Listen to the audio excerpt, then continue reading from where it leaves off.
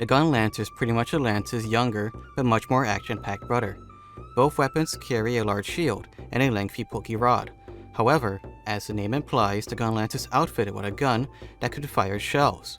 It doesn't really shoot bullets like bowguns, rather it fires a very short-range blast. It's a slow attacking weapon compared to the Lance, but it carries the strongest shield in the game, being able to withstand anything its older brother can. Ensure that barrel's loaded and that thrusting rod is nice and hot, as we gotta be able to wyvern fire our way through the generations, starting with Monster Hunter 2 DOS all the way up to the Sunbreak expansion, to find out how this explosive boomstick rose through the ranks to become a fitting rival for the Lance.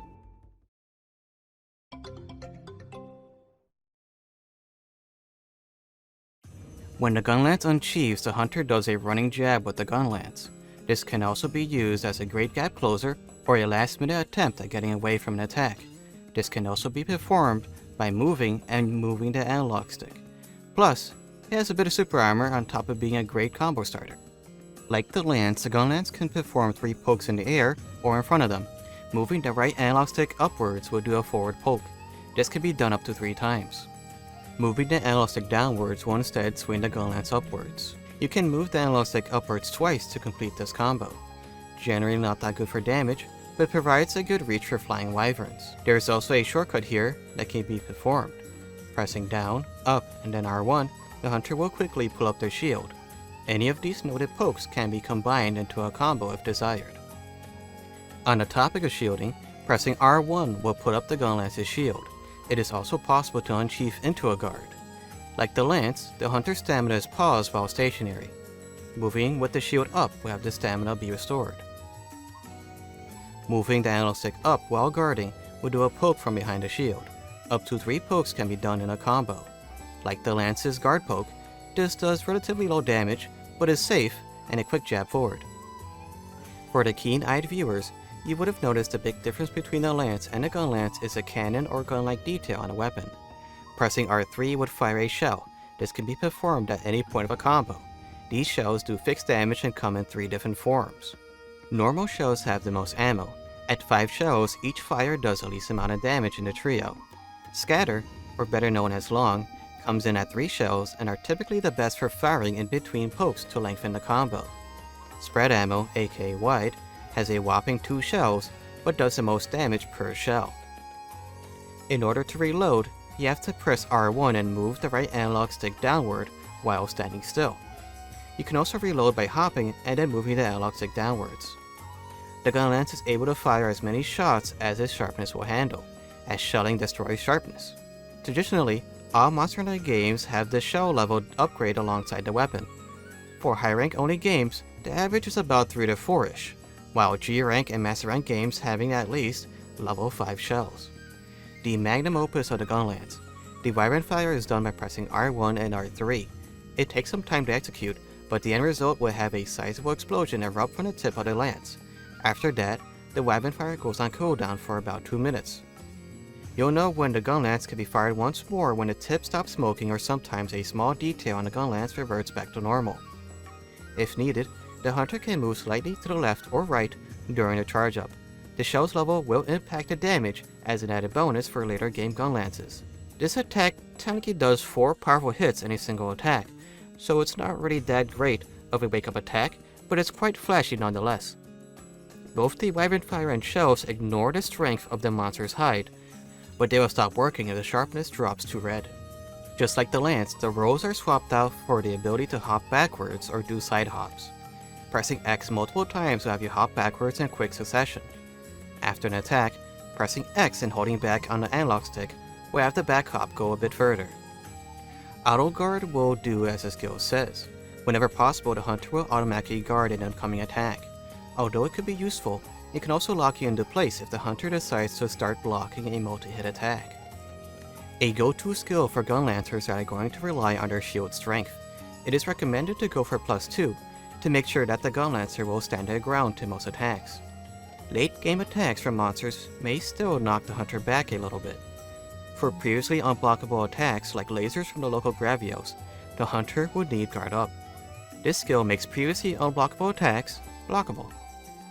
Load up adds in an extra shell to the Gunlance.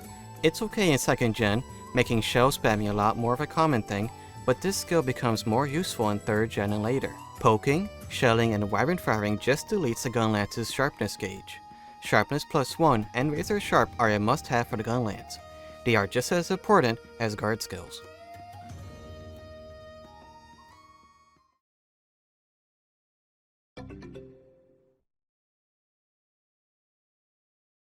Gunnery not only powers up ballista and cannon fire, but it also powers up the Gunlance's shells and wyvern fire.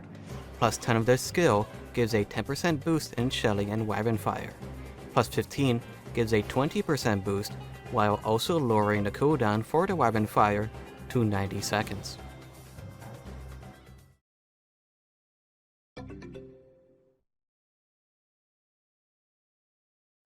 After firing a shell, trying to instantly fire again will do a quick reload. This will reload a single shell that can continue the shelling combo indefinitely until the Gunlance's sharpness gets too low. In Portable 3rd, equipping a +10 auto guard charm and doing a fast reload would do a guard point. This is more of a glitch than anything, but this feature gives the Gunlance a lot of blocking capabilities that can outclass the Lance's counter in some situations. The 3rd poke has been upgraded to be an overhead slam with the Gunlance. This attack is very powerful and makes for a good wake-up move if there are not any greatsword users around. After the slam, the hunter has the option to fire all their loaded shells by pressing A/circle. Normal shells are the best type of shell for the full burst for not only having the most potential damage with its 5 shells, 6 will load up, but they also get a 10% multiplier in damage. Long does not get a bonus, with Spread getting the short end of the lance as they get a 10% damage loss when full bursting. Fast reloading and then pressing X/triangle is a handy shortcut for the slam, so you don't always need to poke twice before the attack. Instead of doing a full burst, it is also possible to do a wyvern fire by just pressing X+A/triangle+circle. Like before, mixing pokes can be a handy option, so if you don't want the slam, you can then press X+A after the first 2 X inputs. This is actually pretty useful as it's pretty fast. When firing a shell and pressing R+A at the same time would charge a shell that would do 20% extra damage. Spread shells are the go-to for charge shots, as they get a hefty 45% boost in damage. Note that the wider explosion can be very annoying for any teammates next to the blast. The charge shells can be chained by timing out the presses or by charging a shell, fast reloading, and then charging the next shot. With normal shots being the best for full burst, Spread for charge shelling, where does that leave long shells? Well, for wyvern fire. Long shells are in the middle when it comes to charge and full burst damage. It's mainly for a balanced playstyle of shelling and stabbing, but it does get a 20% boost in damage for wyvern fire, and makes the effective range just a bit longer. Portable 3rd introduced a new food skill, Feline Bombardier, which boosts the damage done of cannon, ballista, crack shot, and most importantly, wyvern fire. While being slightly more awkward underwater, the Gunlance is still a very useful weapon because of its very strong shield.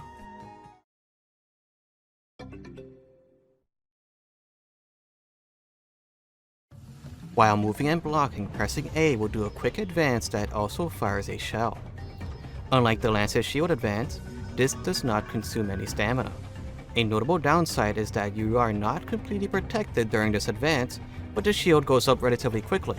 With careful timing, you can also do a charge shot instead of a regular shell when advancing.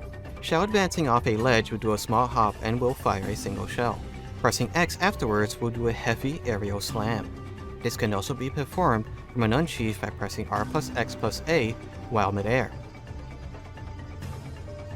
Pressing X would just simply do an aerial poke. Or Ultimate added an extra tier to artillery. At 20 points, it lowers the wyvern fire's cooldown to 80 seconds and buffs shelling by 30%.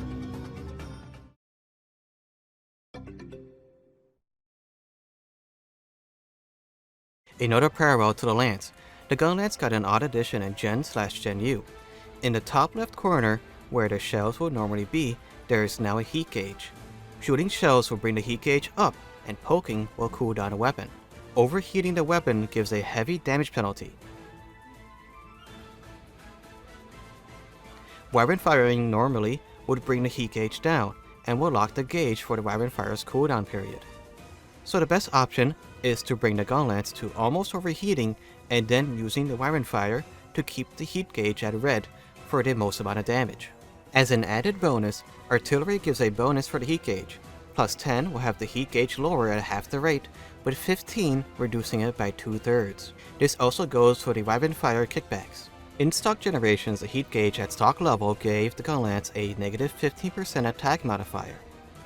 Bringing the gauge up to orange will negate the negative modifier, and bringing it up to red gives you the tremendous attack upgrade of 5%. Thankfully, GenU was a lot nicer to the Gunlance and had yellow be full damage. Heating up to orange gives a 15% boost in damage, and in red, 20. Striker style removes the heavy slam and by extension, the full burst. Even the aerial slam was removed. So the Gunlance is just how it was in Freedom Unite and before, aside from the heat gauge and the charge shells of course. This style is better for wide and long shell types. Plus, a Wyvern Fire can still be comboed at the end of the third poke. Aerial style keeps the third poke, but returns the aerial slam. The Gunlance no longer hops backward, but now can do an aerial vault when hopping forward. Jumping off a monster and pressing A will fire a shell, and then X will do the heavy slam. The hunter can just go straight to the heavy slam by just pressing X. If they don't want to do a full burst upon landing, they can start their pokes on the ground and reset by hopping onto the monster again or to the side. Note that the Gunlance will reload his shell when vaulting. Adept style does not have the quick reload, but pressing R will do the adept guard. If the hunter gets hit while they waggle their shields, they will do a powerful upward swing and then a strong slam that auto-reloads all the Gunlance's shells. This style is perfect for spamming the full burst combo. Alchemy style does not allow charge shells and the upward swing while comboing.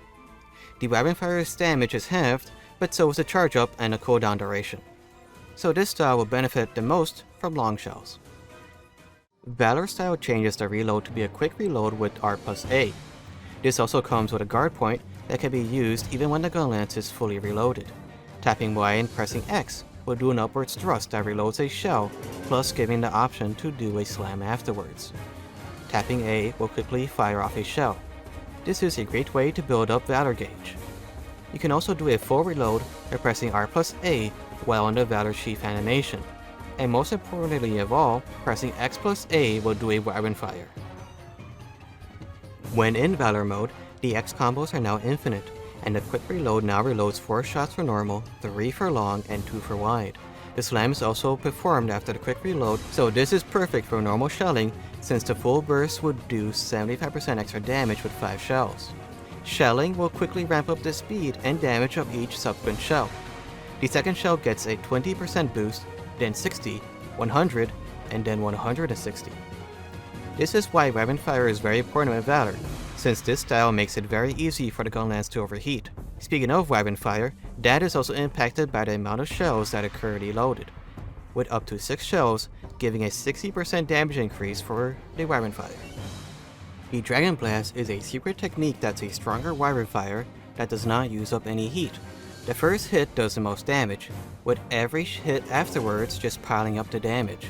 The attack is much stronger GenU, with the amount of true damage being based on the Gunlance's raw attack. Higher levels have the true damage be multiplied further. A pretty fun hunter art that blasts hunter forward with the Gunlance. At level 3, pressing X while in mid-air would do a slam that does a melting strike with the option to do a full burst. The higher level of the hunter art, the further the hunter can launch themselves. After a short charge, the Gunlance is kept at a dangerously high temperature, adding 10 power and fire damage to shells. This starts at 60 seconds at level 1 and goes up to 3 minutes at level 3. Just note that using this hunter art voids your weapon's warranty. The anti-air flares will bring down any flying wyvern in a single input. The start has a guard point reload that goes to an aerial full burst, and then an upwards Wyvern Fire if that is up, ending it off with another guard point reload. The full burst still adds heat, and the Wyvern Fire will lower it, plus it provides a handy 3 times part breaker for flying wyverns. At level 3, this gives a 10% boost in damage and lowers the Wyvern Fire cooldown down to 30 seconds.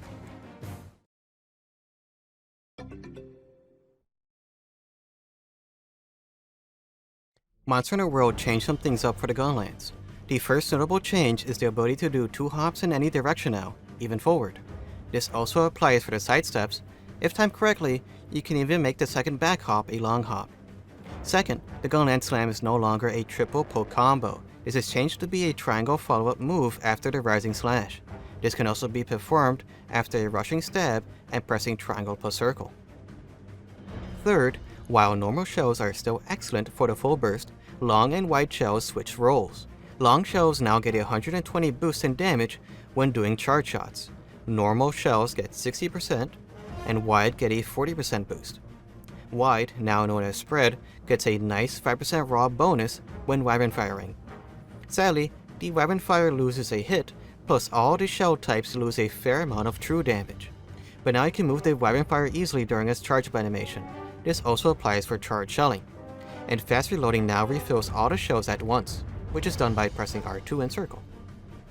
After a Gunlance slam, pressing triangle once more will do a powerful sweep with the Gunlance. This is the strongest single hit move the Gunlance has, so use this when waking up monsters. This move alongside the upswing are crucial for 2 of the infinite combos. Pressing circle twice will fire 2 shells, and with a third, the hunter will do a wormstake cannon shot. This pierces into the monster's hide, doing an extra bit of damage before exploding. This will also end a combo.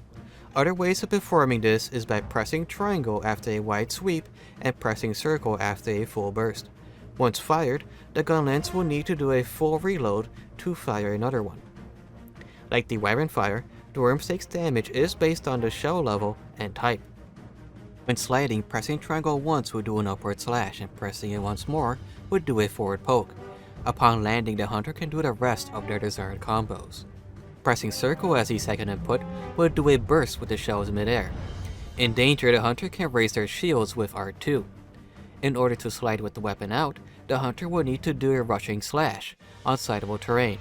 Running off a wall will do a simple poke, but doing a rushing slash will do a heavy slam midair instead. With the introduction of the wide sweep and the fast reload change, the Gunlance now has a handful of infinite combos. Here are some notable ones. The first infinite combo relies on a fast reload to reset back to the beginning. You can mix in some shells in between some triangle inputs. The second one incorporates a full burst to do loads of damage that gets followed up by the wide sweep that restarts a combo, and reloads the weapon for the next full burst. This combo is pretty sharpness hungry.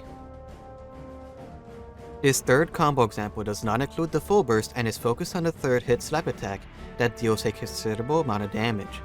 This is also the main slap lance combo. The endgame for Iceborne introduced the ability to layer weapons. There was always a quirk regarding the wyvern stake that was in World, but with the addition of layered weapons, the player can effectively augment their weapon's appearance in order to change where the wyvern stake comes out of. This is because of the exit point for the worm stake is dependent on the actual 3D model of the weapon. Some Gunlances have a further exit point, like the Kushala Gunlance, while others have an extremely near one, like the Brachy one. Now the real quirk is how the worm stake actually works. The placement of the stake goes through the hitboxes of things like bombs and players as it tries to attach itself to the nearest monster hitbox. The amount of things that the worm stake has to pass through multiplies the amount of stakes that end up attached to the monster. And in extreme cases, with 3 Gunlancers and an extra status gunner using bombs and snowmans, you can clear endgame monsters like Elatrion in less than a minute. While nearly game-breaking, this method of hunting can be time-consuming and hard to pull off consistently due to multiplayer latency. Latching out to a monster with a clutch claw and pressing triangle will have the monster drop slinger ammo after firing a shell. By pressing L2 with triangle and circle, or by attacking and pressing L2 and circle, the wormstake blast will be loaded. This takes up all the slinger ammo, but now when doing the wormstake cannon, an odd explosive device will be lodged into the monster. Shelling or rapid firing this device will prompt an extra explosion that deals more damage.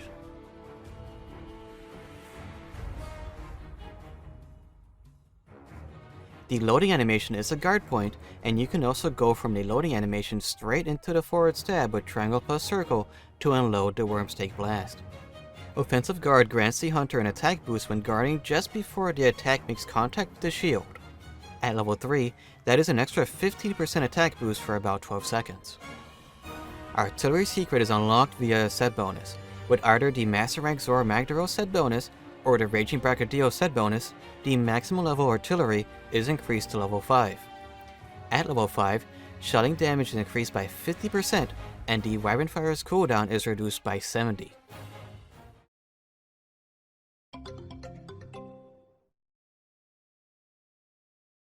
MhRise added a neat little meter in the top left corner that shows the cooldown duration for the Wyvern Fire. The aerial moves were changed slightly to allow for shelling while mid-air, just like in Generations. Pressing the button once will just fire a single shell. This can be used to better line up a heavy slam. But you can also just press R/DR+A after the initial shell to do a mid-air full burst. This only does the full burst if you have the move equipped, which is by default. By timing the A presses correctly after initial ZR/R, you can even use the shelling to stay mid-air for longer, or you can just spam it to gain a lot of height very quickly. When Wyvern firing, the camera gets in really close to the hunter. During this, you can freely move around to better aim the Wyvern fire. During the initial charge-up animation, you are also fully guarded and can even get hit a couple of times. However, if the attack is too strong, it will take you out of the Wyvern fire animation. Normal shelling is widely unchanged, but Wide's Wormstake Cannon has KO damage during the stab. Long shells have an extra hit with Wyvern Fire, 3 going up to 4, and has a couple extra hits with the Wormstake. Pressing Z, L, and A will do a quick Silkbind counter. If the hunter gets hit during a counter, the Gunlance will get its sharpness restored. Pressing X afterwards will do the heavy slam, and A will do the Wormstake. Note that you could orient the slam or the Wormstake after the counter in whatever direction using the analog stick. Guard Reload not only grants a guard point when doing a fast reload, it also reloads the Wormstake Cannon. Without the Load Shells skill, this reload does not top up all the shells of the Gunlance. This is better suited for the wide shell type or for a more lance-like playstyle. Hail Cutter is performed by pressing Z on X. This has the hunter jump straight up by using a wire bug and slam back down with the Gunlance. This move is special as the Gunlance gets automatically reloaded, plus the cooldown of the Wyvern Fire gets slightly reduced. Swapping Hail Cutter out for Ground Splitter has the hunter do a dash unless you do a Wormstake with A or a Heavy Slam with X+A. The dash itself has Hyper Armor, and this gives a temporary buff to Shells, the Wormstake, and Wyvern's Fire. This is shown by the glowing green icons. Blast Dash makes a return from Generations and it replaces charged shelling. Whenever you hold down A, the hunter will swing the Gunlance behind him and fire a blast that sends him flying forward. This can be continued by simply holding A. You can even change direction with the analog stick. If you want to stall a bit while mid-air, simply just fire a shell. Blast Dash can be chained for a total of 3 times, and the 4th attempt to Blast Dash will just automatically do a heavy slam towards the ground. You can also just do a heavy slam whenever by pressing X.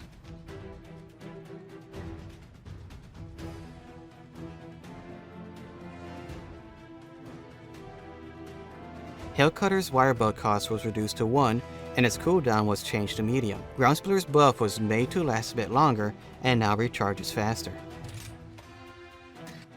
Erupting Cannon leaves a stake onto a target. This heats up the tip of the Gunlance and temporarily increases the attack power of slashing attacks.